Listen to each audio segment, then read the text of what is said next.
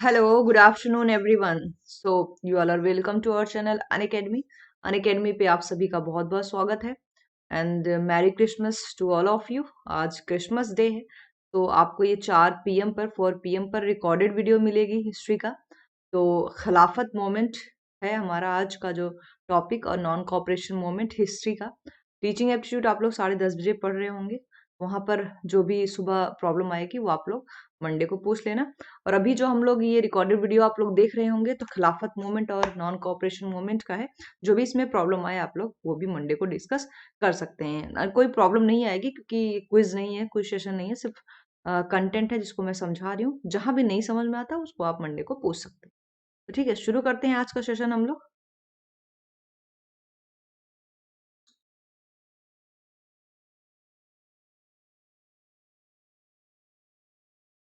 So let's crack NTUGC net with India's largest learning platform that is Unacademy. तो Unacademy पूरे भारत का सबसे बड़ा प्लेटफॉर्म बन चुका है और आप लोग यहाँ पर तैयारी कर रहे हैं। तो आई होप आप लोग एग्जाम क्लियर भी करेंगे। बहुत सारे बच्चों ने किया है अभी जो 9 अक्टूबर को हुआ था। तो एनटीए यूजीसी नेट की तैयारी कर रहे हैं आप लोग और मैं आपको टीचिंग एप्टीट्यूड 10 बजे पढ़ाती हूँ, 10:30 बजे, और 4 PM पर आपको हिस्ट्री पढ़ा रही हूँ। तो ज्वाइन करना ना भूलें Monday to Friday daily live class को। एंड पर तैयारी करना शुरू कर दीजिए क्योंकि एग्जाम कभी भी हो सकता है, चाहे फेब में हो चाहे जून में हो। आप लोग पूरी तरीके से रेडी रहिए एग्जाम के लिए। और फेब में तो नहीं होगा कंडक्ट, बट अगर हो जाता है तो आप लोग ये ना कहें कि तैयारी नहीं हुई है। क्यों नहीं हुई है? होनी चाहिए। कभी भी एग्जाम हो सकता है तो तैयारी पूरी तरीके से जून के लिए भी प्रिपेयर रहो और फेब के लिए भी प्रिपेयर रहो। What you will get on this platform, ये आपको क्या क्या देता है इसको शॉर्ट में ही बताऊंगी क्योंकि टॉपिक आज का थोड़ा सा बड़ा है। डेली लाइव क्लासेस है, स्ट्रक्चर्ड कोर्सेज हैं, लाइव टेस्ट क्विजेज है और अनलिमिटेड एक्सेस है। ठीक है, जो कि मेरे प्रीवियस वीडियोस में भी पढ़े होते हैं। सब्सक्रिप्शन के बारे में थोड़ा सा बताना चाहूंगी कि आप लोग कल लिए होते तो प्राइस में कमी थी, लेकिन अभी हाइक हो चुके, 25 से प्राइस हाइक होने वाले थे। तो अभी आप देखिए 1 मंथ का ईएमआई नहीं मिलता क्योंकि 1890 रुपये फीस ही है। 3 मंथ की 1575 ईएमआई है एंड 6 मंथ की 1418 रुपये ईएमआई है और 12 मंथ की 866 है और 24 मंथ मतलब 2 ईयर्स की 630। और फीस आपके बारे में यहाँ पे फीस के बारे में यहाँ लिखा हुआ है। अगर आप ये कोड यूज करते हो PS007 तो आपको 10% डिस्काउंट भी मिल जाता है। ठीक है, तो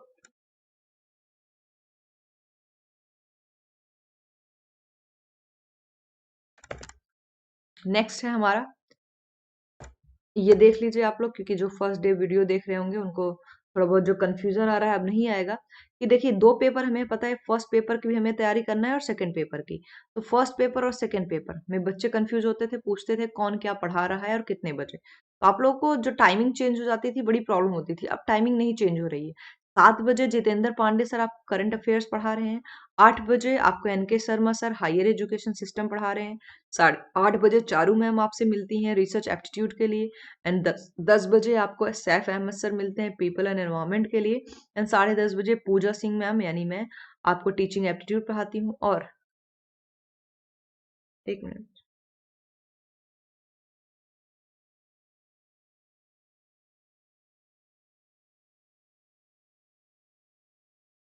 हाँ, तो 11 बजे आपको डॉक्टर बरखा मैम पढ़ाती हैं LR।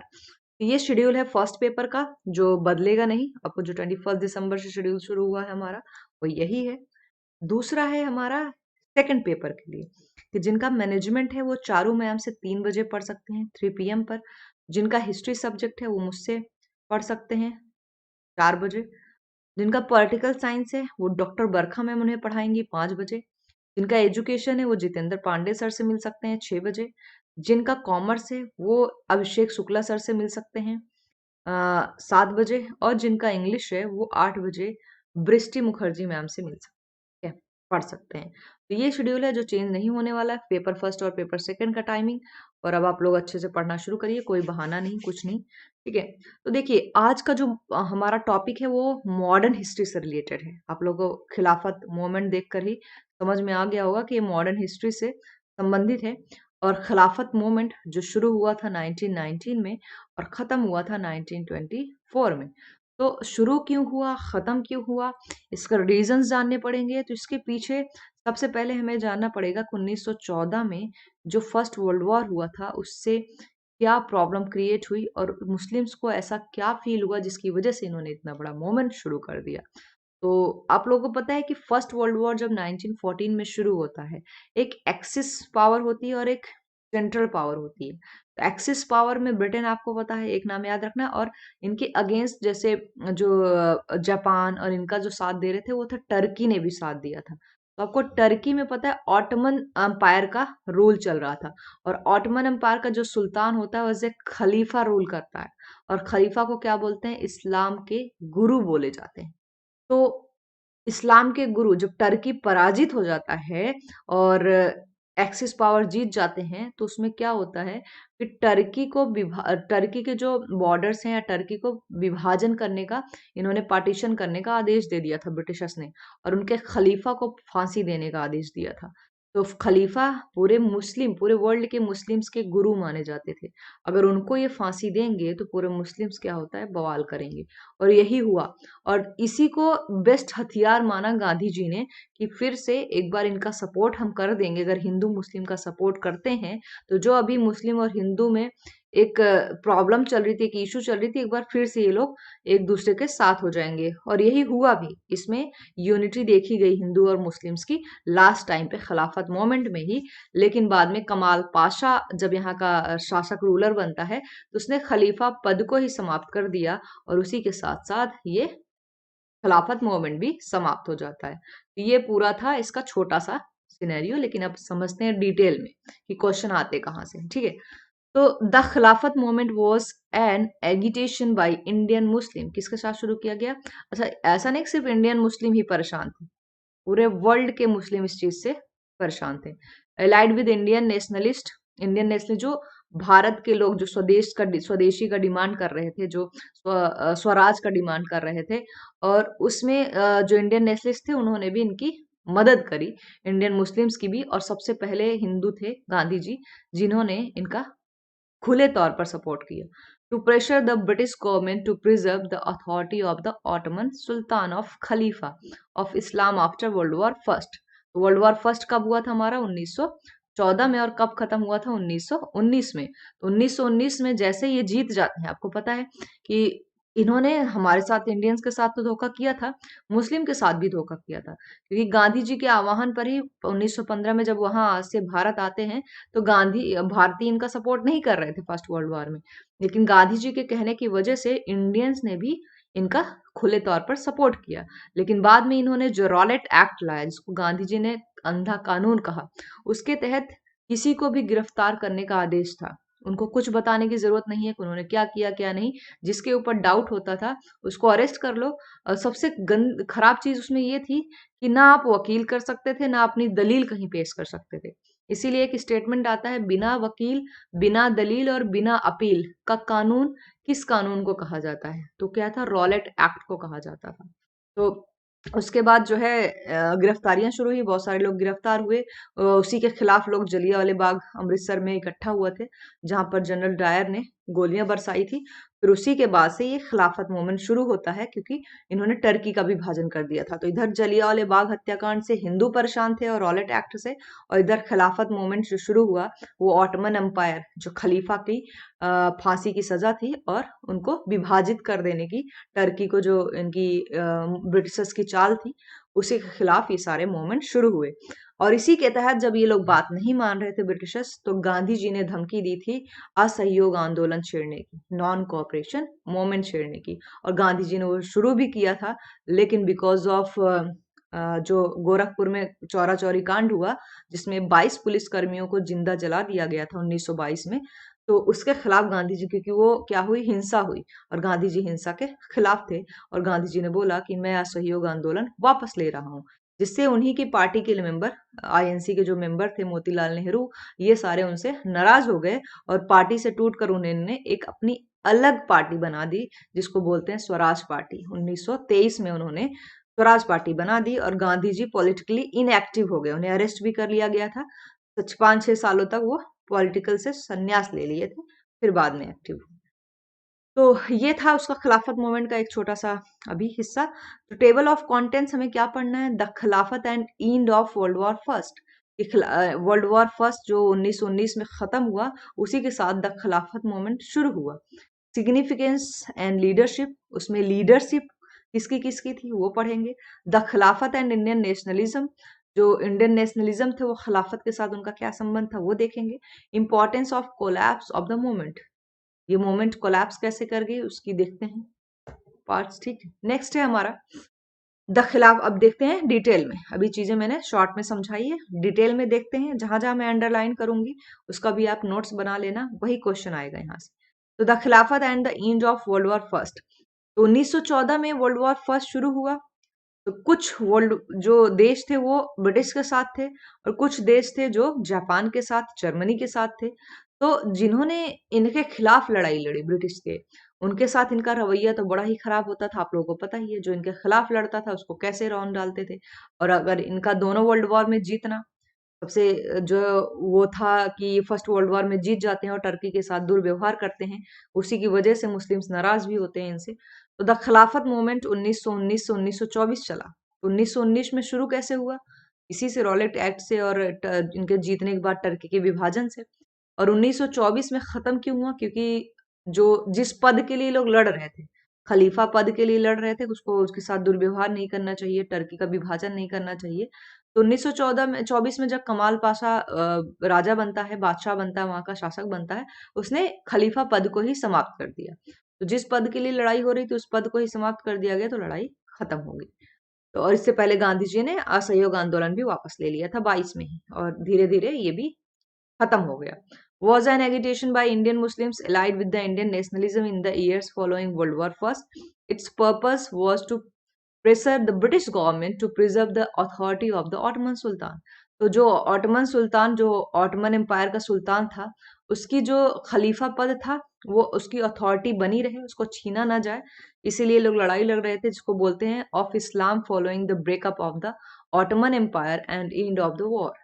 तो ये जो ब्रिटिशर्स का रवैया था वो बड़ा ही खराब था। जैसे इन्होंने कहा था कि अगर हम जीत जाते हैं फर्स्ट वर्ल्ड वॉर में, गांधी जी को इन्होंने क्या केसरी हिंद की उपाधि भी दी थी कि गांधी जी की वजह से इंडियंस ने इनका सपोर्ट किया। लेकिन ना हिंदुओं के रहे ये, ना मुस्लिम्स के रहे। कुछ दिन पहले मुस्लिम्स भी ये प्रोपेगेंडा मचा रहे थे कि हमें साथ देना है ब्रिटिश गवर्नमेंट का, और ये दे भी रहे थे। लेकिन जैसे इन्होंने इनका रवैया देखा कि ये तो किसी के सगे नहीं है, बांटो और राज करो की जो डिवाइड एंड रूल की नीति अपनाते हैं वो सबके साथ अपनाते हैं, और रॉलेट एक्ट लेके आए तो इनको ही आंखें खुल गई, चाहे वो हिंदू हो चाहे मुस्लिम्स हो। रॉलेट एक्ट के तहत गिरफ्तारियां बहुत हुई, तो उसके खिलाफ लड़ाई लड़ी गई, और ये सगे नहीं हुए टर्की के भी, क्योंकि मुस्लिम से वादा किया था कि अगर हम जीत भी जाते हैं तो हम टर्की के साथ कोई दुर्व्यवहार नहीं करेंगे। लेकिन उन्होंने किया तो सबकी आंखें खुल गई।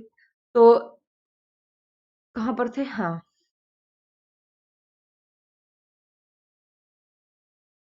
हाँ, तो क्या था, desire to influence the treaty making process following the war in such a way to the restore of 1914 boundaries of the Ottoman empire, even though the Turk allies of the central powers had been defeated in the war. तो जो Turk थे, जो central powers की मदद कर रहे थे, allies थे इनके साथ, वो जब डिफीट हो जाते हैं, तो जो डिफीट होता है वो वॉर के कॉन्सिक्वेंसेस भी उसको झेलना पड़ता है।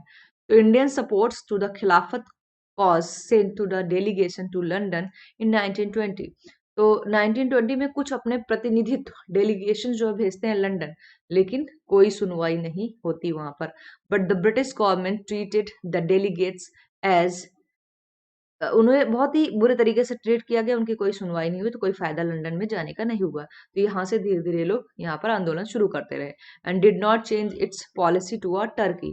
तो जो भी इन्होंने पॉलिसी बनाई थी टर्की के खिलाफ, उसमें इन्होंने कोई चेंज नहीं किया, और चेंज नहीं करेंगे, मतलब इनकी बात नहीं सुने, ना मुस्लिम्स की बात सुने ना हिंदू की बात सुने। और ये एक मौका लगा गांधी जी को कि मुस्लिम और हिंदू को फिर से यूनाइट कर दें। वैसे सबसे बड़ी बात थी कि जो एक नरम दल और गरम दल, एक्सट्रीमिस्ट और मॉडरेट, जो डिवाइड हो गए थे सूरत स्प्लिट में, जिसको सूरत का विभाजन बोलते हैं, 1916 में यूं यूनाइट हो चुके थे। और मुस्लिम्स ने भी लखनऊ पैक्ट में बाहर से समर्थन किया था हिंदुओं का, आईएनसी का, इंडियन नेशनल कांग्रेस का। तो ये मौका गांधी जी को बहुत अच्छा दिखा कि खिलाफत मूवमेंट का अगर हम साथ देते हैं तो ये भी कल को मुस्लिम्स भी हमारा साथ देंगे और हम यूनाइट हो जाएंगे। जो अंग्रेजों ने हमें बांट दिया है, इनकी ये चाल विफल हो जाएगी। लेकिन गांधी जी की चाल उल्टी पड़ गई, क्योंकि उन्होंने कहा था हिंसा नहीं करना है। और ये जो उत्तर प्रदेश में एक गोरखपुर नामक जगह है, वहां पर चौरी चौरा एक छोटी सी जगह है, जहां पर एक पुलिस स्टेशन था, वहां पर 22 पुलिस कर्मियों को भीड़ ने जिंदा जला दिया था। और ये बहुत बड़ी घटना थी, जिसकी वजह से गांधी जी थोड़ा सा नाराज हुए और उन्होंने कहा कि अभी भारतीय तैयार नहीं है आजादी पाने के लिए, क्योंकि इनके अंदर गुस्सा है और किसी भी हिंसा पे मिली हुई चीज वही आदत पड़ जाएगी और ये लोग हिंसा ही करते रहेंगे। इसीलिए हम इसको असहयोग आंदोलन को वापस लेते हैं। तो ये था the Indian Muslims attempt to influence the provisions of the treaty of Sevres thus failed and the European powers most notably great Britain and France, France भी ब्रिटेन के साथ था, went ahead the territorial adjustment including the instrument of the moderate and over the formerly Ottoman Arab territories। तो France भी इनके साथ थी और इनकी जो नीतियां बन जाती थी, जो जीत गए तो युद्ध में जो कॉन्सिक्वेंसेस होते थे, जो वॉर में हारे हुए देश होते थे, उनके उनकी बाउंड्रीज छीन लेना, उनकी जो जगह थी वो छीन लेना, फिर उनके शासक को मार देना, ये सब तो नॉर्मल सी बातें थी जो ये लोग करते थे। तो इन लोगों ने मुस्लिम्स की बात सुनी ही नहीं। तो यहाँ पर शुरू हो जाता है खिलाफत मूवमेंट। नेक्स्ट है सिग्निफिकेंस एंड लीडरशिप। सबसे मेन लीडर पूछता है यहाँ का कि लीडर कौन था। तो कुछ लीडर्स थे, कब से कब उन्होंने कहाँ तक इसको देखा है, कहाँ पर थे, कहाँ से इन्होंने इस आंदोलन को शुरू किया है, वो पूछता है ज्यादा। तो सिग्निफिकेंस एंड लीडरशिप ये मोस्ट इंपॉर्टेंट है, इसमें से ज्यादा क्वेश्चन नहीं आएगा, ये एसएससी का क्वेश्चन है। द खिलाफत and the end of world war first. तो जो फर्स्ट टॉपिक है उसमें से आपसे नहीं कोई क्वेश्चन एनटी यूजीसी नेट का नहीं बनता है, ये छोटे मोटे एग्जाम के क्वेश्चन हो सकते हैं, आपके नहीं हो सकते। तो जैसे एनडीए में पूछ सकता है, जो एनडीए की तैयारी कर रहे हैं उनके लिए बेनिफिट है, जो जेई की तैयारी कर रहे हैं या जो एसएससी की तैयारी कर रहे हैं, क्योंकि उनमें हिस्ट्री कम आती है, इंग्लिश मैथ्स वैसे ज्यादा आती है, तो हिस्ट्री को कम वैल्यू देते हैं। बट आप लोग पीएचडी करने जा रहे हो वो भी हिस्ट्री में, तो आप लोगों से बहुत डिटेल में क्वेश्चन पूछे। तो the signification of the Khilafat movement however lies less in its supposed pan-Islamics than in its impact upon to the Indian nationalist movement। तो जो इंडियन नेशनलिस्ट मूवमेंट भी चल रहा था, ऐसा तो नहीं था कि खिलाफत मूवमेंट शुरू हुआ तब गांधी जी ने नेशनलिस्ट मूवमेंट शुरू किया, ये साथ साथ में ही चल रहा था। आजादी के लिए हम लोग कब से लड़ रहे थे। तो the leaders of the Khilafat movement was the first political alliance बोला जाता है इसे among western educated Indian Muslims and the ulema over the religious symbol of the Khalifa. जो खिलाफत थे जो खलीफा के इस नाम पे रखा गया था। दिस लीडरशिप इंक्लूड, तो सबसे ज्यादा इनकी लीडरशिप पूछता है अली ब्रदर्स। दो लोग थे जिन्हें अली ब्रदर्स कहा जाता है, वो थे मोहम्मद अली। ये नाम नोट कर लेना, ये बहुत पूछता है। अली ब्रदर्स का नाम था मोहम्मद अली एक, और एक शौकत अली। मोहम्मद अली का टाइम पीरियड है 1878 में पैदा हुए थे और 1931 में इनकी डेथ हो गई थी। शौकत अली जो पैदा हुआ 1873 में, ये भी वो 78 में 73 में, और इनकी डेथ लेकिन बाद में हुई 1938 में। इन्हीं को सैयद अली ब्रदर्स कहा जाता है, जिन्होंने इसके जो बहुत फेमस लीडर थे and newspaper editor of Delhi थे ये। एंड देयर स्पिरिचुअल गाइड, एक स्पिरिचुअल गाइड भी इनके थे, इनका नाम भी पूछ सकता है कि जो खिलाफत मूवमेंट के स्पिरिचुअल गाइडर थे मोहम्मद अली के और शौकत अली के, वो कौन थे। तो मौलाना अब्दुल बारी थे, ये नाम याद रखना, मौलाना अब्दुल बारी, जिनका जन्म 1878 में हुआ और डेथ हुई 1826 में। ऑफ फिरंगी महल जो लखनऊ में है। और फिरंगी किसको बोलते थे हम लोग, अंग्रेजों को बोलते थे। तो ये फिरंगी महल लखनऊ में है, ये भी याद रख लेना। फिरंगी महल कहाँ है, लखनऊ में है। The Kolkata journalist and Islamic scholar, ये भी पूछ सकता है कि उस समय जो खिलाफत मूवमेंट का साथ दे रहे थे कोलकाता के जर्नलिस्ट का नाम क्या था। तो इस्लामिक जो स्कॉलर थे अबुल ए कलाम आजाद, 1888 से 1958 तक। एंड मौलाना महमूद उल हसन, 1851 से 1920 तक, हेड द मद्रास एट देवबंद। तो ये हेड कहाँ के थे, मद्रास में जो देवबंद स्कूल था उसके, in the northern India. These publicist politicians and ulema viewed European attack upon the authority of the Khalifa as an attack upon Islam and thus the threat of the religious freedom of Muslim under British rule. तो ये लोग क्या चाहते थे कि जो religious freedom होती है वो हमेशा सबको मिलती थी। इन्होंने रिलीजियस फ्रीडम को छीनने की कोशिश करी। तो वो जो मुस्लिम्स का फ्रीडम था उसको पाने के लिए खिलाफत मूवमेंट शुरू हुआ था और 1924 में खत्म हुआ। नेक्स्ट द खलीफत जो खिलाफत मूवमेंट था उसके इंडियन नेशनलिज्म से क्या रिलेशन था। तो गांधी जी की पूरी पूरी यहाँ कहानी थी। तो क्या थी, द खिलाफत issue criticised anti British sentiments among Indian Muslim. तो जो खिलाफत के जो लीडर्स थे उन्होंने क्रिटिसाइज किया जो ब्रिटिश के सेंटिमेंट्स थे इंडियन मुस्लिम्स के प्रति, जो उसके उसके लिए इन लोगों ने इस आंदोलन का शुरू किया था, that had increase since the British declaration of war against the Ottoman in 1914। तो जो इन्होंने डिक्लेरेशन किया था किसके, ऑटमन एम्पायर के खिलाफ, जब वर्ल्ड वॉर ये हार जाते हैं, ब्रिटिश जीतते हैं और ऑटमन एम्पायर जैसे टर्की टर्की ने साथ दिया था जर्मनी का, तो ये पराजित हो जाते हैं, तो इनके साथ जो है डिक्लेरेशन होता है ऑफ द वॉर अगेंस्ट। तो the Khilafat leaders most of whom had been imprisoned during the war. तो इम्प्रिजन मतलब बहुत सारे लोगों को वॉर के बाद जेल में डाल दिया जाता है, जिसके लिए इन्होंने रॉलेट एक्ट लाया था। तो ये सिर्फ मुस्लिम्स ही नहीं, हिंदू भी जो एक्टिव थे पॉलिटिकली उनको भी अरेस्ट किया गया था। War because of their pro Turkish sympathy. तो जो टर्की के प्रति, अब ये तो था नहीं कि ये लोग टर्की का साथ देने गए थे इंडियन मुस्लिम्स, ऐसा बिल्कुल नहीं था, बट इन्होंने सिंपथी जाहिर की थी किसके लिए, टर्की के लिए। तो जो सिंपथी दिखा रहे थे उनको अंग्रेजों ने पकड़ के जेल में डाल दिया। तो लो रहोगे नहीं तो सिंपथी नहीं दिखाओगे और कोई आंदोलन शुरू नहीं करोगे। बट धीरे धीरे इस आंदोलन ने तूल पकड़ ली जब गांधी जी ने इनका साथ दिया। Were already active in the Indian nationalist movement. तो इसमें ऑलरेडी जो है एक्टिव था क्योंकि हम इंडियन नेशनलिस्ट थे, मूवमेंट चल ही रहा था धीरे धीरे। अचानक से कोई चीज नहीं चली है, हमेशा जो है लड़ाई छोटी छोटे टुकड़ों में होती रही थी। और बाद में इन्होंने बहुत बड़ा मूवमेंट शुरू किया जब क्विट इंडिया मूवमेंट शुरू हुआ। तो चीजें ज्वाइंट हुई, एक दूसरे से कनेक्टेड थी। खिलाफत मूवमेंट भी नॉन कॉपरेशन मूवमेंट से कनेक्टेड थी। बाद में गांधी जी जो है इसको वापस लेते हैं तो वो भी किसी चीज से कनेक्टेड थी कि क्यों वापस लिया। तो एक हिस्ट्री की जो घटना होती थी जो वो दूसरे से किसी न किसी से जरूर कनेक्टेड होती थी, बिना एक घटना के दूसरी घटना नहीं हुई है। जैसे रॉलेट एक्ट का नतीजा था जलियांवाला बाग हत्याकांड, जलियांवाला बाग हत्याकांड का नतीजा था नॉन कॉर्पोरेशन मूवमेंट, या गांधी जी को अपना सारे कुछ वापस कर देना, इन्होंने जो इनको उपाधियां दे रखी थी टाइटल वापस कर दिया। फिर उसकी जो नॉन कॉर्पोरेशन मूवमेंट था उसको वापस लेने का नतीजा था चौरी चौरा कांड। चौरी चौरा कांड का नतीजा था कि गांधी जी से अलग हो गए और स्वदेशी उन्होंने स्वराज शुरू कर दी। 1923 में एक पार्टी की शुरुआत हुई, स्वराज पार्टी। तो ये सारे एक दूसरे से कनेक्टेड थे, ठीक है, जो भी घटनाएं हो रही थी वो एक घटनाएं का नतीजा था दूसरा घटना। बहुत सारी चीजें उसमें कंटिन्यूअसली हो रही थी, इसीलिए आप लोग पजल्ड भी हो जाते हो कि डेट कैसे याद रखें। तो इस डेट को याद करने का एक ट्रिक मैंने आपको बताया था कि जो घटनाएं कैसी हुई हैं। पहले कंफ्यूजन होता था कि रॉलेट एक्ट पहले हुआ था या लखनऊ पैक्ट पहले आया था। तो इसका मैंने ट्रिक बताया हुआ है, उस सेशन में आप लोग देख लेना।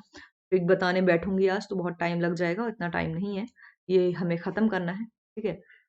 तो नेक्स्ट क्या था, the Khilafat movement also benefited from Hindu Muslim operation. मतलब जो हिंदू मुस्लिम को यूनाइट करने के लिए गांधी जी की सोच थी वो एक बेनिफिट थी, जो सही में कुछ दिन तक ये यूनाइट रहे। 1930 से पहले मुस्लिम बहुत अच्छे से रहे, भारतीयों मुस्लिम हिंदू सब साथ में रहे। लेकिन 1930 के बाद जिन्ना ने लाहौर में जो है पार्टीशन की घोषणा कर दी कि एक नए नेशन की शुरुआत चाहते हैं वो। और क्योंकि हिंदू और मुस्लिम एक साथ अब नहीं रह सकते, इनका धर्म अलग है, इनकी सोच अलग है, तो 1930 में जिन्ना ने वो शुरुआत करी थी। और इसके पहले सारे मुस्लिम्स एक साथ खड़े थे। लेकिन बाद में जो मुस्लिम्स नहीं जाना चाहते थे पाकिस्तान, उन्होंने जिन्ना से अपने आप को अलग कर लिया और उन्होंने एक नई पार्टी की स्थापना कर दी और जिन्ना से वो टूटकर आईएनसी से मिल गए। तो बहुत सारे मुस्लिम्स भारत छोड़कर नहीं गए हैं क्योंकि वो सब यहाँ पर बसना चाहते थे और इनको भारत को अपना मानते थे। तो nationalists cause that has grown during the war beginning with the Lucknow pact of 1916। जो 1916 में लखनऊ समझौता हुआ था जिसको लखनऊ पैक्ट बोलते हैं, वो समझौता क्या था कि जो 1907 में सूरत स्प्लिट हुआ था, सूरत विभाजन, उसमें गरम दल और नरम दल डिवाइड हो गए थे। जो इंडियंस ही थे कि जैसे फॉर एग्जाम्पल आप हैं और हम हैं, तो आपकी सोच अलग हो सकती है, मेरी सोच अलग हो सकती है। तो हो सकता है मैं मार काट कर आजादी पाना चाहूंगी, वायलेंस करके आजादी पाना चाहूंगी, और आप अहिंसा के मार्ग पर चलना चाहेंगे। तो मैं हो गई एक्सट्रीमिस्ट और आप हो गए मॉडरेट, मतलब आप नरम दल और मैं गरम दल। तो मेरी जो आजादी पाने का तरीका है वो अलग है, और आपके आजादी पाने का तरीका अलग है। इसी बात पे डिस्प्यूट हो गया था 1907 में, और ये दोनों अलग हो गए थे। लेकिन गांधी जी ने बाद में प्रयास किया, और एनी बेसेंट बाल गंगाधर तिलक के प्रयासों से 1916 में फिर से इन दोनों में समझौता हो गया, और गरम दल नरम दल फिर से लखनऊ पैक्ट में यूनाइट हो गए। तो और दूसरा कि भारत जो इनका आईएनसी था, आईएनसी का बाहर से समर्थन मिला मुस्लिम लीग का। तो मुस्लिम लीग ने भी सपोर्ट किया, और आगे चल के इस खिलाफत मूवमेंट की वजह से मुस्लिम और हिंदू एक बार यूनाइट हुए। तो between the Indian national Congress and the Muslim league, the जो मुस्लिम लीग था जो 1906 में बना, अभी कल ही पढ़े हम लोग मुस्लिम लीग, तो आप लोगों को चीजें याद होगी कि मुस्लिम लीग 1906 में बना था ढाका में।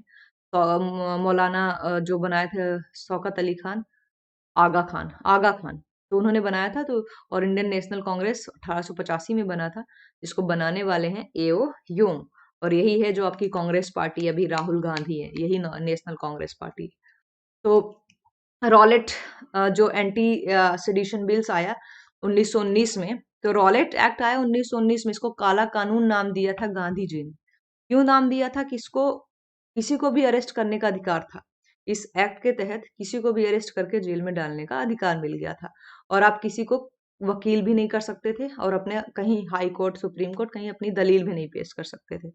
तो इसीलिए गांधी जी ने इसको काला कानून नाम दिया, और बहुत सारे लोग अरेस्ट हुए इसमें, हजारों लोग अरेस्ट हुए, कई लोगों को मारा गया।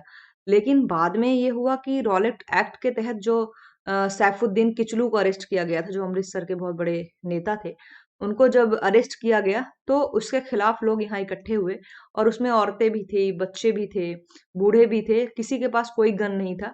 एक झूठी अफवाह फैलाई गई अंग्रेजों तक कि लोग इकट्ठे हुए हैं, उनके पास बॉम्ब है, उनके पास हथियार है, और वो आप पर अटैक करने वाले हैं। और वो कोई नहीं, भारतीय ही था, हरि सिंह नाम करके उसका था, उसी ने वो अफवाह फैलाई थी।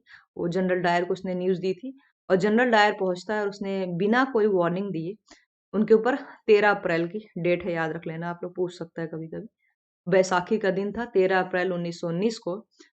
सब पे 15 मिनट तक कंटिन्यूअसली गोली चलवाई, जिसमें बच्चे भी मारे गए, बूढ़े भी मारे गए, और औरतें भी मारे गए, और कुछ लोग डर से कुएं में कूद गए थे। उसमें भी हजारों लोग मरे थे, बट जो ऑफिशियली इन लोगों की रिपोर्ट आई थी वो था 375 लोग मारे गए। बट जिन्होंने आंखों देखी कहानी बताई है, उन्होंने ये बताया है कि 1500 से ज्यादा लोग तो गोलियों से ही 300 से ज्यादा लोग मरे थे, और कुएं से जो लाशें निकली थी वो अनगिनत थी। तो ये लोग झूठ बोले थे, और जनरल डायर को सजा देने का एक हंटर कमीशन बुलाई गई थी कि इसके ऊपर एक कार्यवाही चले, क्योंकि जब इंडियंस अगेंस्ट हुए तो इनको बस दिखाना था कि हम एक कार्यवाही शुरू कर रहे हैं जनरल डायर के खिलाफ। लेकिन ऐसी कोई कार्रवाई नहीं हुई थी, और उसको शेरे इंग्लैंड कहा गया था, इंग्लैंड का शेर कहा गया था जनरल डायर को, और उसको पैसे वैसे देके रिटायर करके लंदन वापस भेज दिया गया। जिसका बदला लेने के लिए उधम सिंह भेष बदल कर इंग्लैंड पहुंचते हैं, लंदन पहुंचते हैं। बट वहां जब पहुंचते हैं तो उनको पता चलता है कि वहां पर जनरल डायर की बीमारी से मौत हो चुकी थी, सड़ सड़ के वो मर चुका था पहले ही। तो उनको बदला लेना ही था, तो उसी के किसी और डायर नाम के व्यक्ति की उन्होंने वहां पर हत्या कर दी। उसके बाद उन्हें पकड़ कर वहां पर फांसी दे दी गई थी। इसीलिए उधम सिंह की, आप लोग देखेंगे जलियांवाला बाग हत्याकांड जहां पर देखने जाएंगे, जलियांवाला बाग, वहां पर उधम सिंह की बहुत बड़ी स्टैचू लगी हुई है, इसीलिए क्योंकि उन्हें फ्रीडम फाइटर माना गया, कि वो जनरल डायर को सजा दे के आए। तो बहुत सारे जो बुक्स में मिलेगा आपको कि जनरल डायर की हत्या करने वाले उधम सिंह ही हैं। बट उधम सिंह की हत्या जनरल डायर की हत्या उधम सिंह ने नहीं की थी। उनके जाने से पहले ही जनरल डायर की हत्या, मृत्यु हो चुकी थी, डेथ हो चुकी थी। तो कुछ बुक्स में मिलेगा कि उन्होंने ही मारा है, कुछ बुक्स में मिलेगा कि नहीं, उन्होंने नहीं मारा है। क्योंकि ब्रिटिशर्स कोई भी तथ्य जो उनके खिलाफ होता था उसको मानते नहीं थे, जिसमें उनकी इंसल्ट हो रही हो उस चीज को लोग मानते नहीं थे। और उनके जो उनके तरफ जो बुक लिखी जाती थी वो उसी में लिख दी जाती थी कि नहीं, वो इसके लिए नहीं मारा गया। तो वो कभी कभी गलत भी लिखते थे। तो ये सारे इश्यूज हैं। तो जो कन्फ्लिक्टेड क्वेश्चन है वो नहीं पूछे जाएंगे। ठीक है, ये ऐसे क्वेश्चन नहीं आएगा कि उधम सिंह ने जनरल डायर को मारा या नहीं मारा, नहीं पूछेंगे आपसे।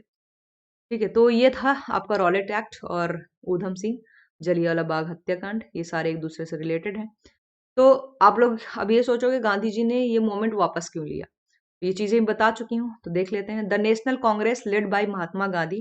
जो नेशनल कांग्रेस था, जो आईएनसी जिसको बोलते हैं, शॉर्टकट में आईएनसी बोलते हैं, तो लेड बाय महात्मा गांधी, जो महात्मा गांधी का जन्म हुआ था 1859 में हुआ था, 69 में, और 1948 में नाथूराम गोडसे ने इनकी हत्या करी। और कॉल्ड फॉर नॉन वायलेंस और नॉन कॉपरेशन, मतलब इन्होंने कहा कि वायलेंस नहीं होना चाहिए, और इन्होंने असहयोग आंदोलन शुरू किया ब्रिटिश के खिलाफ।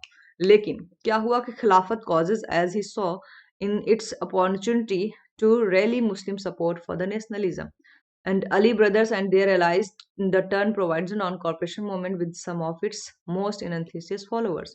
तो जो अली ब्रदर्स थे उन्होंने गांधी जी का साथ दिया, मुस्लिम्स ने भी साथ देना शुरू किया। लेकिन घटना ये हो गई कि 1922 में, इस डेट को भी याद रखना, 5 फरवरी 1922 को, 5 फरवरी 1922 से पूछता है, तो 5 फरवरी 1922 को जलियांवाला बाग चौरी चौरा कांड हुआ, जो भी मैंने बताया कि वहां पर 22 पुलिसकर्मियों को जिंदा जला दिया गया। ये रीजन पूछ सकता है आपसे कि ये डेट और रीजन, कि असहयोग आंदोलन वापस लेने का क्या कारण था। तो यही कारण था असहयोग आंदोलन वापस लेने का, क्योंकि गांधी जी ने कहा था हमें नॉन वायलेंट रहना है, और इन्होंने ये सबसे बड़ा वायलेंस का जो है, भीड़ की वायलेंस का सबसे बड़ा रिजल्ट था, जिसकी वजह से गांधी जी ने कुछ गलत स्टेटमेंट दिया। उन्होंने ये कहा कि अभी इंडियंस आजादी के लिए तैयार नहीं है, जो चीज मोतीलाल नेहरू और सी आर दास को थोड़ी बुरी लगी, कि ये अभी जस्ट 1919 में जलियांवाला बाग हत्याकांड किए हैं, रॉलेट एक्ट ले आए हैं, अगर इन्होंने इतना किया है तो हमने थोड़ा सा कर दिया, या इंडियंस ने थोड़ा सा कर दिया, तो इसमें असहयोग आंदोलन, क्योंकि बहुत स्मूथली जा रहा था असहयोग आंदोलन, और अंग्रेज इससे बहुत डरे हुए थे कि अगर इसी तरीके से नॉन कॉपरेशन मूवमेंट चलता रहा तो हमें बहुत जल्दी भारत छोड़ के भागना पड़ेगा। और इतनी अच्छी आंदोलन को आगे बढ़ते हुए देख सारे खुश हो गए थे। उसमें भगत सिंह बहुत छोटे थे, 13-14 साल के थे। भगत सिंह भी बहुत गांधी जी के ही सपोर्टर थे, बहुत खुश थे। लेकिन जैसे ही गांधी जी ने इसको वापस लिया, भगत सिंह भी उनके अगेंस्ट हो गए थे, और उन्होंने एक्सट्रीमिस्ट का साथ देना शुरू किया, जिसमें थे गरम दल, लाला लाजपत राय, बाल गंगाधर तिलक, और ये बिपिन चंद्र पाल, ये सारे गरम दल के नेता थे। और गांधी जी को छोड़कर भगत सिंह मिल गए गरम दल नेता से, और उन्होंने कहा कि हमें आजादी चाहिए, चाहे हमें इनको मारना हो, चाहे गोली मारना हो, चाहे बम मारना, जो भी करना है हम करेंगे, लेकिन अब हमें हिंसा के मार्ग पर चलना है, अहिंसा के मार्ग पे नहीं चलना है। तो गांधी जी से बहुत सारे लोग यहीं से अलग हो गए, और दो भारत में राय बन गई, एक गरम दल वालों की, एक नरम दल वालों की, एक मॉडरेट की और एक एक्सट्रीमिस्ट की। और बाद में आपको पता ही है, भगत सिंह को अरेस्ट किया गया इसीलिए कि उन्होंने सैंडर्स को गोली मारी थी और असेंबली में बम फेंका था, उसी के लिए उन्हें अरेस्ट किया। अरेस्ट तो किया गया था असेंबली में बम फेंकने की वजह से, लेकिन बाद में ही उन्हीं के किसी दोस्त ने, उसका नाम मुझे अभी नहीं पता है, मैं आप लोग कल बता दूंगी, कि उन्होंने गवाही दे दी थी जेलर के सामने कि यही लोग जो है इन्वॉल्व थे सैंडर्स की हत्या में, जिन्होंने लाला लाजपत राय पे लाठीचार्ज करवाई थी। उसी का बदला लिया था भगत सिंह ने लाला लाजपत राय की हत्या का। तो उसमें उनको वो सजा मिली, फिर फांसी की सजा दे दी गई, क्योंकि किसी की हत्या करना वो ये लोग छोड़ते नहीं थे, और फांसी की सजा दी गई थी। और इन्हें 24 अगस्त 1931 को फांसी होने 24 मार्च 1931 को फांसी होने वाली थी, लेकिन क्योंकि बहुत बड़ा मोमेंट शुरू हो गया था, लोग इकट्ठे हो रहे थे जेल को घेरने के लिए, इसलिए रातों रात इन्होंने 23 मार्च 1931 को ही राजगुरु भगत सिंह और सुखदेव को फांसी दे दिए थे। ठीक है, तो ये था खिलाफत मोमेंट और आपका गांधी जी। ठीक है, importance and collapse of the moment.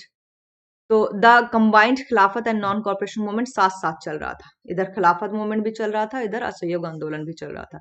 Was the first all Indian agitation British against British rule. तो मुस्लिम और हिंदुओं का जो साथ में एक मूवमेंट शुरू हुआ, आंदोलन, वो ब्रिटिश के अगेंस्ट एक पहला जो है शुरुआत था। इट्स सॉ एन, जो इसमें देखा गया कि हिंदू और मुस्लिम एक साथ यूनाइट हो गए थे, तो इस बात का जो डर था वो अंग्रेजों के अंदर बहुत ज्यादा था। लेकिन नॉन वायलेंट प्रोटेस्ट था, एक सत्याग्रह प्रोटेस्ट था। At the center of Indian nationalist movement, mass mobilization using religious symbol was remarkably successful, and the British Indian government was shaken. In late 1921 the government move to suppress the movement. 1921 में government ने सोच लिया था, क्योंकि British government था हमारे पास, हम इनके गुलाम थे, इन्होंने किसी भी तरीके से इस जो आंदोलन को सप्रेस करने का सोच लिया था, और इन्होंने लाठी चार्ज करवाए, लीडर्स को अरेस्ट करवाया, उनको जेल में डाला, और गांधी जी को भी अरेस्ट किया गया। जब उन्होंने सस्पेंड कर दिया, नॉन कॉपरेशन मूवमेंट को सस्पेंड किया 1922 में, जो घटना हुई थी फरवरी में, उसके बाद से इन्होंने असहयोग आंदोलन वापस कर लिया, और इनका सप्रेशन का मोमेंट भी शुरू हुआ कि लाठी चार्ज करवाया, लोगों को जेल में डाल दिया, और कई लोग तो लाठी चार्ज में ही मारे गए, और कुछ लोग जेल में भूख से मर गए। तो इस तरह से ये आंदोलन धीरे धीरे खत्म हो गई, और असहयोग आंदोलन खत्म हो गया, उसके बाद खिलाफत मूवमेंट भी खत्म हो गया कमाल पाशा के शासक बनने के बाद। तो Turkish nationalist dealt the final blow of the Khilafat movement by abolishing the Ottoman sultanate in 1922 and the खिलाफत इन 1924। तो 1922 में आपका खत्म हो गया असहयोग आंदोलन, और 1924 में खत्म हो गया खिलाफत मूवमेंट। ठीक है, अब देखते हैं नॉन कॉर्पोरेशन मूवमेंट। ठीक है, जो क्वेश्चन आते हैं आप लोगों के लिए। And the Mahatma Gandhi. तो Mahatma Gandhi was the main force behind the non corporation movement. तो जो महात्मा गांधी थे उनको कहा जाता है मेन लीडर या मेन फोर्स कहा जाता है नॉन कॉर्पोरेशन मूवमेंट का। इन मार्च 1920 में शुरू हुआ, और 1919 में शुरू हुआ था खिलाफत movement. He issued a manifesto declaring the doctrine of non violent non cooperation movement. मतलब ये चीज पे फोकस रखना, इन्होंने कहा था अहिंसा नहीं करना, हम हिंसा के खिलाफ थे, इन्होंने कहा था अहिंसा के साथ हम इस मूवमेंट को शुरू करेंगे। Gandhi through his manifesto wanted people to अब अडॉप्ट स्वदेशी प्रिंसिपल्स। क्या थे गांधी जी ने जो स्वदेशी प्रिंसिपल्स अडॉप्ट किए, वो थे adopt swadeshi habits including hand spinning and weaving. जैसे जो हैंड मेकिंग चीजें थी उस पे ध्यान दो, ब्रिटिशर्स की चीजें खरीदना बंद करो, स्वदेशी चीजों को लेने का हैबिट डालो, जो हाथ से बनाई बुनाई की चीजें थी उसको खरीदो। Work for the eradication of the untouchability from society. जो अनटचेबिलिटी चल रही थी सोसाइटी में उसके उसके ऊपर काम करो। अनटचेबिलिटी मतलब जो छोटे हरिजन और पिछड़े जाति के लोग थे उनको टच नहीं करना, उनको मंदिर नहीं जाने देना, जो वो सोसाइटी का पार्ट था, उसके ऊपर कार्य करने का इन्होंने आदेश कहा, आह्वान किया। Gandhi travelled across the nation in 1921 explaining the tense of the moment. तो 1921 में इन्होंने भारत का जो नेशन का ट्रेवल किया और एक्सप्लेन किया कि हमें इस मोमेंट को कैसे चलाना है, कैसे हमें हिंसा की मार्ग पर चलना है, अहिंसा की मार्ग पर चलना है, हिंसा का मार्ग नहीं चूज करना है। तो लेकिन इसके खिलाफ हो गया 1922 में, बिल्कुल अलग ही हो गया कि 22 लोग मारे गए। नेक्स्ट है features of the non cooperation movement. क्या क्या फीचर्स थे नॉन कॉपरेशन मूवमेंट के?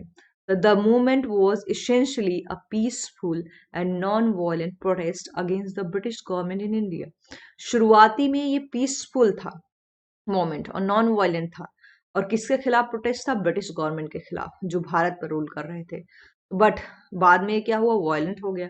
Indians were asked to relinquish their titles of resign from nominated seats for the local bodies as a mark of protest। Gandhi ji ने लोगों से ये बोला कि जो टाइटल, जो उपाधि दी है अंग्रेजों ने आपको, उसे वापस कर दो, रिजाइन कर दो, सरकारी नौकरियों से रिजाइन कर दो, और ये जो सीट्स हैं लोकल बॉडीज उससे भी आप लोग प्रोटेस्ट में आ जाओ, इनके खिलाफ वो सीट्स भी छोड़ दो। बहुत सारे लोगों ने, वकील ने, टीचर्स ने, प्रोफेसर्स ने अपनी जॉब भी छोड़ी, अपने टाइटल्स का बहिष्कार किया कि अंग्रेजों के खिलाफ हम खड़े हैं, ये दिखाने के लिए। People were asked to resign from their government jobs. सरकारी नौकरियों से भी रिजाइन करने का आह्वान किया गांधी जी ने, और बहुत सारे लोगों ने रिजाइन दिया भी। People were asked to withdraw their children from government control और aided schools and colleges. Parents को कहा गया कि आप अपने बच्चों को गवर्नमेंट स्कूल से, गवर्नमेंट कॉलेज से निकाल दें। People were asked to boycott foreign goods and use only Indian made schools. Gandhi ji ने लोगों से ये भी कहा कि जो फॉरेन गुड्स हैं उसको बहिष्कार करो और भारतीयों के गुड्स को खरीदना शुरू करो, चीजों को खरीदना शुरू करो, और इससे क्या होगा? आपका ही इकोनॉमी स्ट्रांग होगी और अंग्रेज टूट जाएंगे। और जब हम जॉब नहीं लेंगे, इनकी सरकारी जॉब नहीं लेंगे, इनके स्कूल्स में नहीं पढ़ेंगे, इनके कॉलेजेस में नहीं पढ़ेंगे, इनके सामान नहीं खरीदेंगे, तो ऑब्वियसली इनको टैक्स भी नहीं देंगे। तो टैक्स नहीं देंगे तो इनके पास पैसे नहीं आएंगे, पैसे नहीं आएंगे तो आर्मी नहीं रख पाएंगे, आर्मी नहीं रख पाएंगे तो हमारे आंदोलन को सप्रेस नहीं कर पाएंगे। तो ये सारी सोच थी, जो कि सोच 1922 में चौरा चौरी कांड के साथ खत्म हो जाती है। People were asked to boycott the election of the legislative council. Legislative council के जो इलेक्शंस थे उसको बॉयकॉट करने के लिए कहा। People were asked not to serve the British army. जो ब्रिटिश आर्मी में भारतीय लोग थे उसको भी इन्होंने मना किया कि उनको उनकी नौकरियां छोड़ दो, कोई जरूरत नहीं ब्रिटिश आर्मी को ज्वाइन करने की, अगर हम ही नहीं ज्वाइन करेंगे तो उनके पास इतनी टीम इतनी आर्मी आएगी कहाँ से। लेकिन आप लोगों को पता है बहुत सारे लोग थे जिन्होंने नहीं भी छोड़ा और बड़े वफादारी के साथ ब्रिटिश आर्मी के साथ खड़े रहे, लड़ते रहे। और इन्हीं की गोलियों भारतीयों की जो इनकी गोलियां थी वो भारतीय को ही लगती थी जो इनके खिलाफ खड़े होते थे। It was also planned that if the above steps did not bring result, people would refuse to pay their taxes. तो रिफ्यूज, क्योंकि अगर उनकी नौकरी नहीं कर रहे थे इन्होंने रिफ्यूज कर दिया कि हम टैक्स भी नहीं पे करेंगे। The INC also demanded Swaraj and self government. और इंडियन नेशनल कांग्रेस ने भी स्वराज की डिमांड कर दी थी और सेल्फ गवर्नमेंट की डिमांड कर दी थी। Only completely non violence means would be employed to get the demands fulfilled. तो लेकिन इन्होंने, गांधी जी ने कहा था ये जो है कंप्लीटली नॉन वायलेंस होना चाहिए, इसमें वायलेंस का कोई भी जगह नहीं है। The non-cooperation movement was a decisive step of the independence movement because for the first time the non-cooperation movement the INC was ready to forgive constitutional means of achieve self-rule। तो इन्होंने कहा कि INC ने तैयार हुए कि constitutional means to achieve the self-rule। Next है, Gandhi ji had assured that swaraj would be achieved in a year। जो गांधी जी का सबसे बड़ा चैलेंज था वो यही था, अगर इसी तरह से पार्टी हमारा यह असहयोग आंदोलन चलता रहा तो हम स्वराज को 1 साल में पा लेंगे। लेकिन ऐसा बिल्कुल नहीं हुआ, लग गया इसके बाद भी 20 साल में। Year of this moment was continued to completion. लेकिन ऐसा नहीं हुआ, आगे इन्होंने असहयोग आंदोलन वापस कर लिया और धीरे धीरे लोग भी इनएक्टिव हो गए। Causes of non corporation movement. तो causes of non corporation movement ये कर लेते हैं, उसके बाद इस क्लास को विराम देते हैं। आई होप यहाँ तक आप लोगों को अच्छे से समझ में आया होगा। ठीक है। Resentment at the British after the war.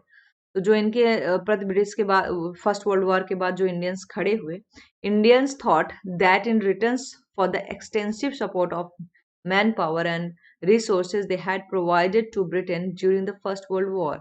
इनकी क्या सोच थी भारतीयों की, फर्स्ट वर्ल्ड वॉर में हमने इनको प्रोवाइड किया है, आर्मी भी अपनी दी है और रिसोर्सेज भी दी है, तो ये हमारे साथ बड़ा अच्छा व्यवहार करेंगे। They would be rewarded, may be हमें ये रिवॉर्ड दें by autonomy at the end of the war, युद्ध फर्स्ट वर्ल्ड वॉर के खत्म होने के बाद। लेकिन ऐसा हुआ बिल्कुल नहीं हुआ। इन्होंने बल्कि उल्टा काम किया, रॉलेट एक्ट ले आए, काला कानून ले आए, जिसके खिलाफ इन्होंने सबको अरेस्ट करना शुरू कर दिया। But the government of all India act 1919, जो 1919 में रॉलेट एक्ट आया था उसी, तो जिसने सेटिस्फैक्ट्री हुई, कैसे, क्योंकि इन्होंने अरेस्ट करना शुरू कर दिया। In addition the British also passed repressive act like the Rowlatt act, which further aggrieved many Indians who felt betrayed by the rulers despite their wartime support। तो जो भारतीय थे उन्होंने क्या फील किया कि वो बिट्रेड, उनको धोखा दिया गया है। और युद्ध के टाइम पीरियड पर कुछ और कहे थे ब्रिटिश, और युद्ध के खत्म होते ही इन्होंने हमारे साथ बुरा व्यवहार करना शुरू किया। इसका मतलब इन्होंने धोखा दिया है, वो अपने आप को धोखा में बिट्रेड समझे अपने आप को, और उसके खिलाफ इन्होंने शुरू कर दिया आंदोलन। तो द होम रूल मूवमेंट, जो एनी बेसेंट थी और बाल गंगाधर तिलक, उन्होंने होम रूल आंदोलन शुरू किया था। क्यों? The home rule movement started by Annie Besant, जो आयरिश लेडी थी, और इन्होंने हिंदू धर्म को एक्सेप्ट भी किया था, और बीएचयू की फाउंडर भी यही है। And Bal Gangadhar Tilak set the stages for the non-cooperation movement. The extremists and the moderate of the INC were united, and the Lucknow Pact also saw solidarity between the Muslim League and Congress Party. तो Annie Besant और इन्होंने बाल गंगाधर ने एक stage set किया non corporation movement को आगे बढ़ाने के लिए, और इन्हीं की बदौलत जो एक्सट्रीमिस्ट और मॉडरेट थे वो 1916 में लखनऊ पैक्ट में एक साथ देखे गए। And the return of the extremist gave the INC militant character. तो जो, क्योंकि पार्टी से बाहर किसको निकाला गया था, गरम दल को, एक्सट्रीमिस्ट को, और वो फिर से कांग्रेस पार्टी को ज्वाइन करते हैं, वापसी होती है। वही था होम रूल लीग आंदोलन का रोल। ठीक है, तो चलिए अभी ये बाद में कर लेंगे। अब आज ये सेशन को यहीं पर समाप्त करते हैं। Economic hardship due to the world war first. और द खिलाफत मूवमेंट। वो वैसे चीजें सारी समझा चुकी हूँ, कुछ है नहीं इसमें। And why was the non corporation movement suspended, ये भी बता चुकी हूँ, सस्पेंड क्यों किया था, ये थोड़ा सा समझ लीजिए ताकि ये पूरा टॉपिक खत्म हो जाए। तो ये देखिए डेट लिखा हुआ है फरवरी 1922 में। चौरी चौरा इंसिडेंट जो हुआ था, इसमें 22 पुलिसकर्मी को जिंदा जला दिया गया था, उत्तर प्रदेश में है ये। एक वायलेंट मॉब था, set fire the police station, killing 22 policeman during the clash between the police and the protesters of the movement. क्योंकि पुलिस उनको आगे नहीं बढ़ने दे रही थी प्रोटेस्टर को, उन्होंने उनको रोका, तो उन्होंने उनको 22 पुलिसकर्मियों को जिंदा जला दिया, जो कि 5 फरवरी 1922 को घटना हुई थी। Gandhi ji called off the moment saying people were not ready for revolt against the government through ahimsa. Gandhi ji ने कहा कि अभी लोग तैयार नहीं हैं आजादी पाने के लिए, अहिंसा के मार्ग पर चलने को तैयार नहीं है, इसलिए उन्होंने असहयोग आंदोलन वापस ले लिया। Several leaders like Motilal Nehru and C.R. Das were against the suspension of the movement only due to the sporadic indicates of the violence। तो जो मोतीलाल नेहरू अभी मैंने बताया कि मोतीलाल नेहरू, सी आर दास और बहुत सारे लोग इनके अगेंस्ट हो गए गांधी जी के, इन्होंने आखिर मोमेंट को वापस क्यों लिया, इतना अच्छा मोमेंट चल रहा था, इन्होंने वापस क्यों लिया। तो इन्होंने 1923 में इसीलिए एक अलग पार्टी बना दी थी जिसको कहते हैं स्वराज पार्टी। तो significance of non cooperation movement क्या क्या थी। तो Swaraj was not achieved in 1 year as Gandhi ji had told. जैसे गांधी जी ने कहा था कि अगर ऐसे ही आंदोलन हमारा चलता रहा तो हम 1 साल में स्वराज पा लेंगे, ऐसा हुआ बिल्कुल नहीं हुआ। However, it was a truly mass movement where lakhs of Indians participated in the open protest against the government through peaceful means। इसमें बहुत सारे, कुछ तो वायलेंट थे लेकिन कुछ तो लाखों थे जो नॉन वायलेंट थे, जो गांधी जी के सपोर्ट में खड़े थे इस प्रोटेस्ट में। उनको भी एक झटका लगा, धोखा ही लगा। It shook the British government who were stumped by the extent of the moment। तो इन्होंने क्या किया कि ब्रिटिशर्स ने भी इसको अच्छी तरीके से दबा दिया, इधर गांधी जी ने वापस लिया, ब्रिटिशर्स ने भी इसको अच्छे से उस मूवमेंट को खत्म कर दिया। It's saw participation from Hindu और मुस्लिम्स, दोनों ने साथ दिया, हिंदुओं ने भी और मुस्लिम्स ने भी, लेकिन बाद में कंट्री कहीं और चली गई। This moment establish the popularity of the Congress party among the people. अभी आईएनसी इतना पॉपुलर नहीं था, लेकिन इसी असहयोग आंदोलन के साथ साथ कांग्रेस एक बहुत बड़ी पार्टी बनकर उभरी और लोगों में विश्वास होने लगा आईएनसी के प्रति। As a result of this moment people become conscious of their political rights. वो जानने लगे कि उनके राजनीतिक राइट्स क्या है, अधिकार क्या है, उनको क्या क्या अधिकार मिलना चाहिए जो ब्रिटिशर्स छीन चुके थे। तो उसके लिए अब ये इनके अंदर क्यूरियोसिटी आने लगी। They were not afraid of the government. जो अभी ब्रिटिश से डरते थे, अब इनके अंदर डर खत्म हो गया था। तो लेकिन अब इतना सब कुछ हो रहा था तो गांधी जी को वापस नहीं लेना चाहिए था ना, तो शायद हम लोग 1930s में ही आजाद हो जाते। The Indians merchant and mill owners enjoyed good profit during this period। जो इंडियंस के मर्चेंट थे और जो ओनर्स थे कंपनीज के, उनको बहुत सारी प्रॉफिट हुई क्योंकि विदेशी चीजों का बहिष्कार हुआ, स्वदेशी चीजें खरीदने लगे, तो बेनिफिट किसका हुआ, इंडियंस मर्चेंट्स का और ओनर्स का, मिल ओनर्स का। तो as result of the boycott of the British good, khadi was promoted. जो खादी गांधी जी का काटते नहीं थे, चक्री पे काटते हुए दिखाए गए हैं, उसको भी बहुत तेजी से प्रमोट किया गया। तो ये वो पीरियड था जब इंडियंस के लोगों को बहुत फायदा हुआ, जो इंडियंस मिल मालिक थे, इंडियंस मर्चेंट थे। लेकिन बाद में क्या हुआ कि ब्रिटिशर्स ने भी जब सप्रेस किया तो इन्होंने भी खादी पर पूरी तरीके से बैन लगा दिया अपने देश में। तो बैन लगाने के बाद यहाँ पर भी जो मार्केट में कम वैल्यू पे इनकी मशीन से बनी हुई चीजें आती थी, उसको भी और डाउन कर दिया, जिससे लोग खरीदने लगे फिर से। जो गरीब लोग होंगे वो कहाँ जाएंगे, वही चीजें खरीदेंगे। तो the import of sugar from British reduce considerably during the period. तो जो शुगर जो इम्पोर्ट होता था बाय ब्रिटेन, फ्रॉम ब्रिटेन, वो भी रिड्यूस किया गया। This moment also established Gandhi ji as a leader of the masses. Gandhi ji को बहुत बड़ा लीडर इन लोगों ने अपना मान लिया था, लेकिन बाद में गांधी जी ने ही असहयोग आंदोलन वापस ले लिया और लोग इनसे खफा हो गए। तो यही था हमारा खिलाफत मूवमेंट और नॉन कॉपरेशन मूवमेंट। और I hope you like the session. जहां भी प्रॉब्लम आए आप मंडे को मुझसे पूछ सकते हैं। और अभी तक जिसने चैनल को सब्सक्राइब नहीं किया है वो इस चैनल को सब्सक्राइब कर लें। और अगर सब्सक्रिप्शन जहां भी ले रहे हैं जिस भी एग्जाम के लिए, वहां पर ये प्रोमो कोड यूज करिए PS007, आपको 10% डिस्काउंट भी मिल जाएगा। ठीक है, तो आपको जो भी दिक्कत हो, आप हमारा ये टेलीग्राम लिंक है जिस पर let's crack NTU GC net search करेंगे मिल जाएगा, वहां पर भी डाउट्स पूछ सकते हैं। सो आज का सेशन यहीं पर समाप्त करते हैं, और आप लोग को जो भी डाउट हो वो आप लोग पूछ लेना मंडे को। तब तक के लिए tata bye bye and merry Christmas to all of you.